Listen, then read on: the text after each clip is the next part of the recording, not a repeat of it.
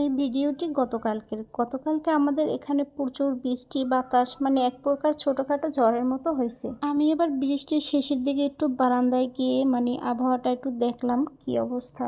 আমার আবার আজ রাতে রান্না করা লাগবে, তাই ভাবলাম একটু রান্নাটা সেরে নিই, কখন আবার বিদ্যুৎ চলে যায়। ফ্রিজ থেকে খাসির মাংস বের করে রাখছিলাম আগেই, যখন বরফ চলে গেছে ভালো করে ধুয়ে এবার রান্না করার জন্য প্রস্তুতি নিচ্ছি। এখানে আমি সব রকমের মশলা দিয়ে তারপরে হাতে মেখে রান্না করব।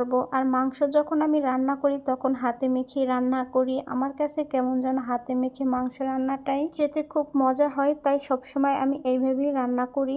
ভাবছিলাম মাংস রান্নার পরে খিচুড়ি রান্না করব, কিন্তু খিচুড়ি আর রান্না করতে পারি নাই, ওইদিকে কারেন্ট চলে গেছে। যেদিন ঝড় বৃষ্টি ঠান্ডা আবহাওয়া থাকে সেদিন তো আমার হাজবেন্ডের আবদার থাকে খিচুড়ি বা মাংস রান্না করার জন্য। বাসায় যেহেতু আমি আর আমার হাজবেন্ড থাকি, তাই সবসময় রান্না করার ক্ষেত্রে আমি তার পছন্দের খাবারগুলি রান্না করি। যাই হোক, অন্য একটা কড়াইতে কিছু পেঁয়াজ আমি ভেজে তারপরে মাংসগুলি দিয়ে দিলাম। আর মাংসগুলি ভালো করে কষানোর জন্য অল্প পরিমাণ পানি দিয়ে মাংসটা আমি কষিয়ে নিব।